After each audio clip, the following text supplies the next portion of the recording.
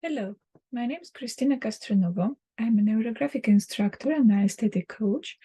And today, within the framework of the partnership project called LadyLeader, I'm going to present to one a NeuroGraphica model that is called the face of the moon.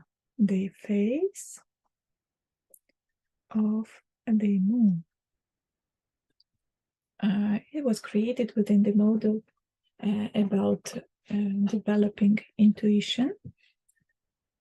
So this model is dedicated to exploring own inner force, to reflect about own competencies, talents, characteristics, various parts of you. And there is the moon, the face of the moon, as the moon is the symbol of feminineship. So decided to take this symbol. So please draw the big circle of the moon as you feel it. The moon is not of a perfect shape. It's totally fine if also your circle is not absolutely perfect. So here is the moon. Here is your face, your inner face. Fill in the moon with 4 craters that symbolize 4 parts of your competencies. The competence, according to the holistic approach, consists of 4 different parts, which are knowledge,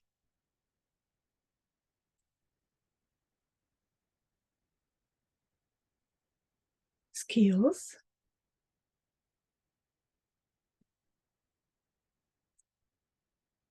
attitudes, behaviors. Sometimes only 3 of them are mentioned, these ones. Sometimes attitudes are combined with behaviors, but I offer you to draw all 4 ones. As you feel, how big is your knowledge? You can choose particular topic or leadership in general that you want to reflect on. And how big is your knowledge about this topic?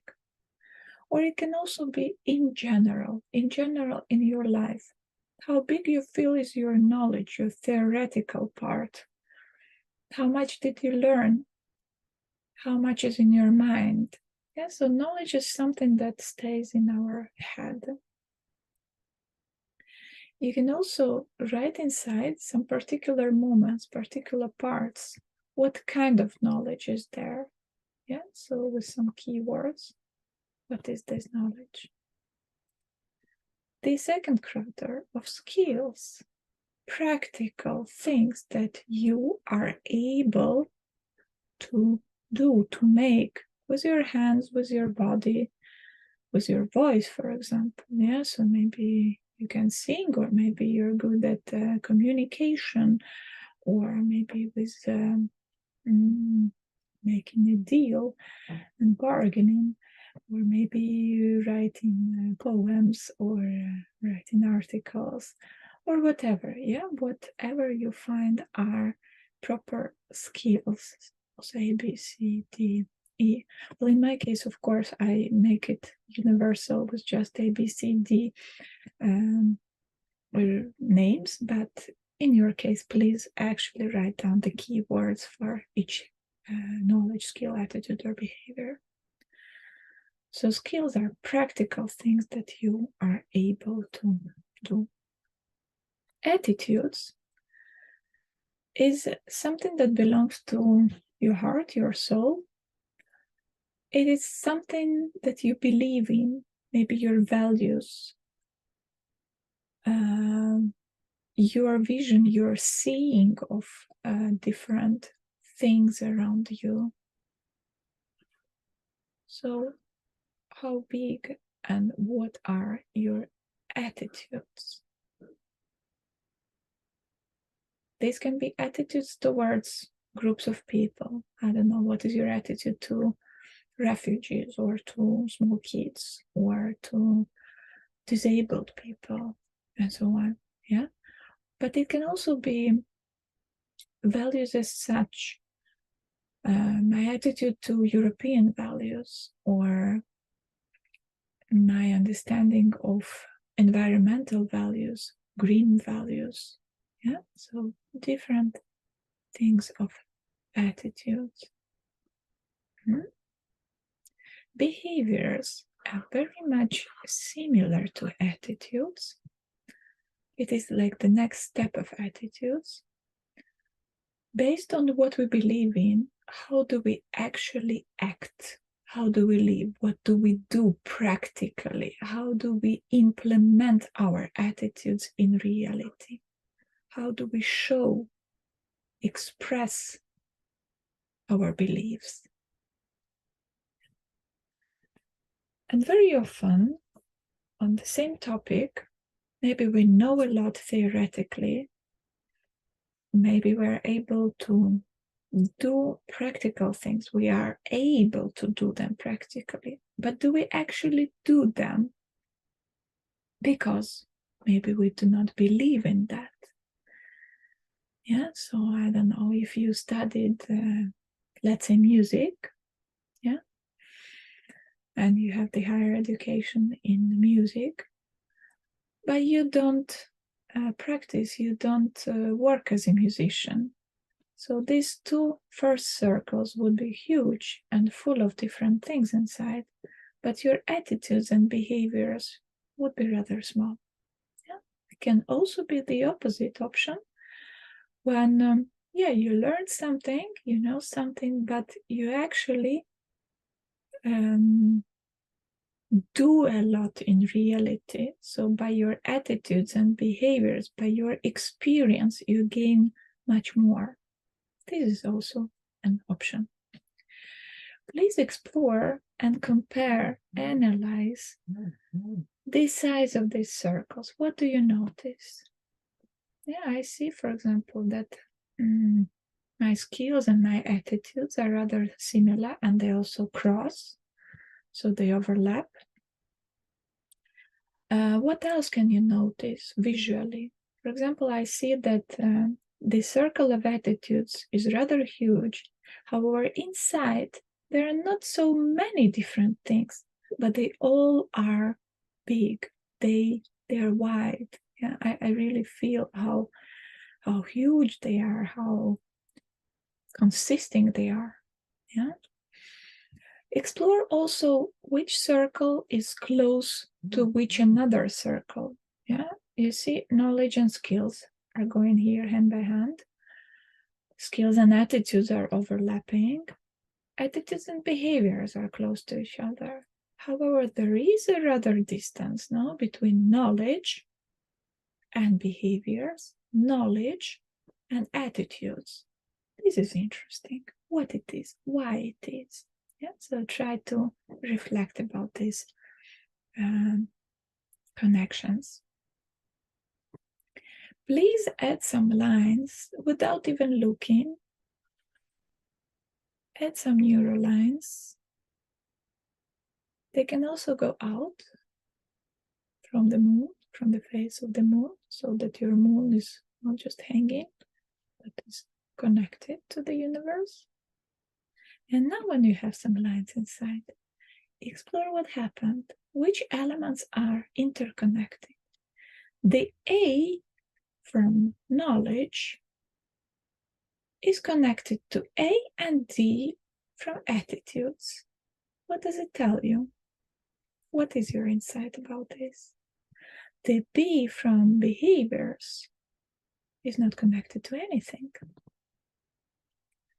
The B from skills is connected to C and to A from attitudes, and so on. Yeah, so explore these general lines and interconnections.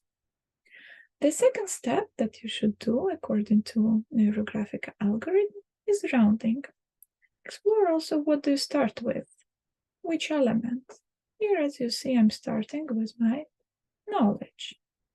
which is very logical and kind of a classic approach, as we actually do at the universities, for example. We study knowledge, so we are ready to start understanding, exploring ourselves, our competencies by knowledge. Okay, so place around. Avoid all the sharp corners and instead make them smooth.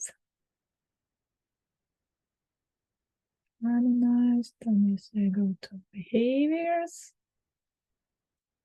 And while you're rounding, as usually, please pay attention to so-called 4 points of attention. Scan yourself by 4 different things, which are thoughts, what they think about, what are the topics, what are the formulations and quotations in your mind. I have quite a thinking process here. It's very normal, so notice it. Notice if it is rational, really connected to the topic. And if not, still be convinced that it is, but it is in a symbolic way. So whatever you pronounce, try to stick them to match to your topic. And so if you say something, let's say about the drawing itself, about the colors, about the lines, then repeat it again and say, but what does it mean in my topic, about my competences, about my learning, about my leadership, about my description and characteristics. What does this mean? Symbolically, metaphorically. Okay. The second element of attention is called emotions. How do you feel? Try to name the emotions.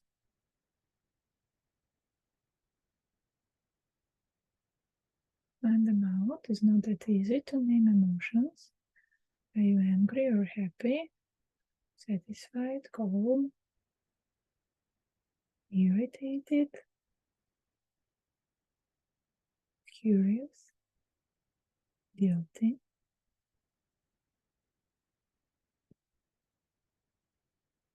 What else comes to your mind? How are you? What are your emotions and feelings?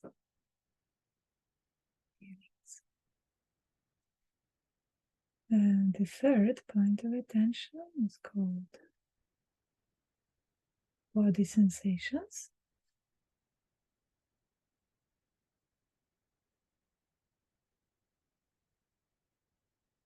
What happens in your body while you're drawing? Where does it happen in your body? What are the senses? Comfortable, disturbing? What exactly happens? Any pain? Any tickling? Any sweating? Crying? Hunger? Falling asleep? Yawning? What happens to you? Is it all the same or not? Or it changes accordingly when you're touching different elements of your drawing. Try to observe yourself and scan yourself all the time, continuously. What happens?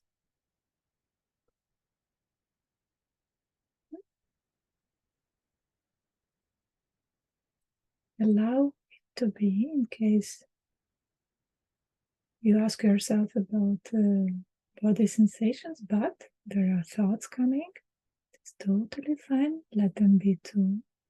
All 4 points of attention are equally important, and it's totally fine if Some of them are more present in particular topics or particular models than the others.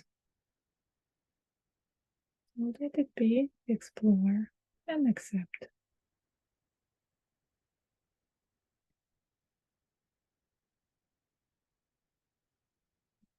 And the fourth point of attention is visions. Visions are the visual thoughts that we have. So these can be visual memories from our past. And these can be visual dreams about our future or visualizations. These can also be just symbolic visions that are somehow connected to our topic. Whatever you see or you imagine that you see, try to explore deeper. Try to see more details around what you recognize there, what is going on around, what are the details. It's close to you, where does it happen, what are the colors that you see. So try to develop the vision with more details. And if it is about future also, so it is a possibility for you to develop your visualized idea of how you would like it to be. To plan as well. Okay, almost there. A bit more rounding. And a bit more of scanning yourself.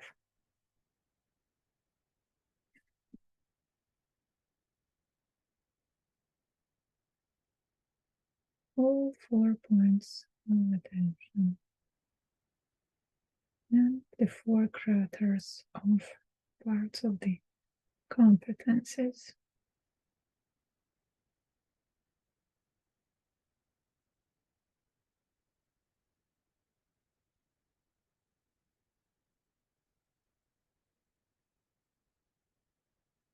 Almost ready.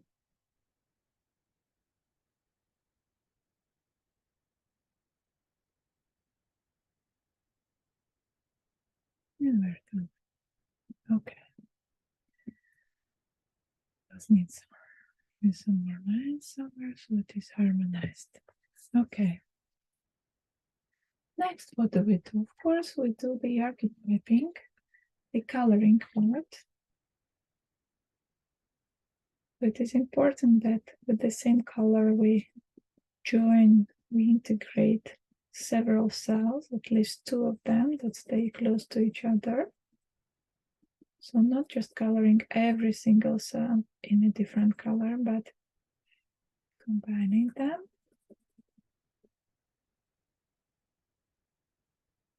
Integrating and not separating.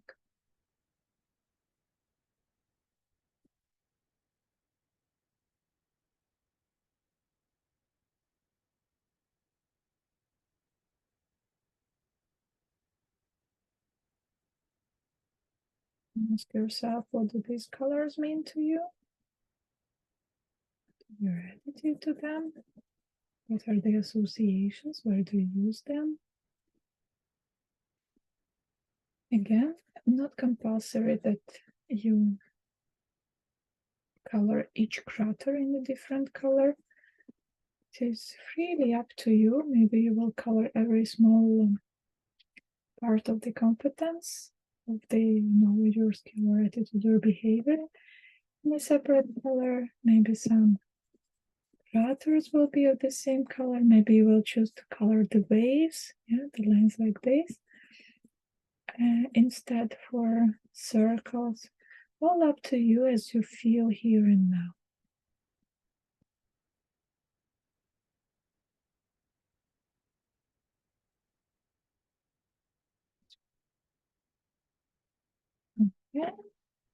itself, the whole face. Maybe a little bit yellowish. Maybe.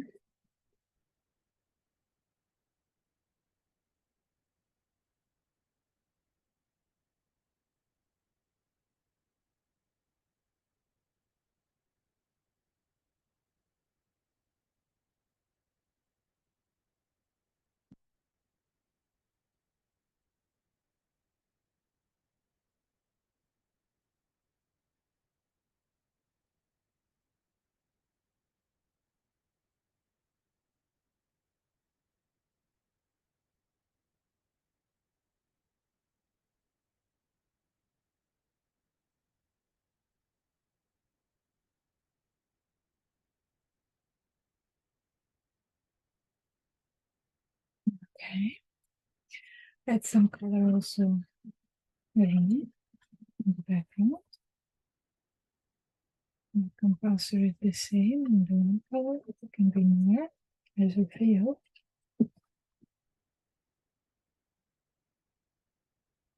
The lighter wish. Okay. One more thing, it is possible to reshape your reality or your desired reality. So, for example, if you notice that your knowledge is rather small and you would like it to be bigger, if you wish, of course, maybe you don't. So you can choose to reshape it and make it bigger. So any of your craters, you can decide to make smaller or bigger. You can add some things inside maybe, and you don't know what it is. Or you can make some circles closer to each other or more distant. It can be on a very sensual level, just visually to make it more harmonic. So, for example, yeah, just looking at my face of the moon, I would say that it is a little bit disbalanced here, and maybe I would like to make it bigger. But rationally thinking, probably I would prefer not to have that huge knowledge, just theoretic knowledge, but instead maybe more behaviors and maybe more diverse skills. So I would add some more skills that I don't know what it is. Or maybe you know what particular skills you would like to add. I don't know, the languages maybe, ability to speak different languages, or some life skills. I don't know, the ability to orientate in new places, for example, yeah. So you can add some parts inside, or you can also make something bigger.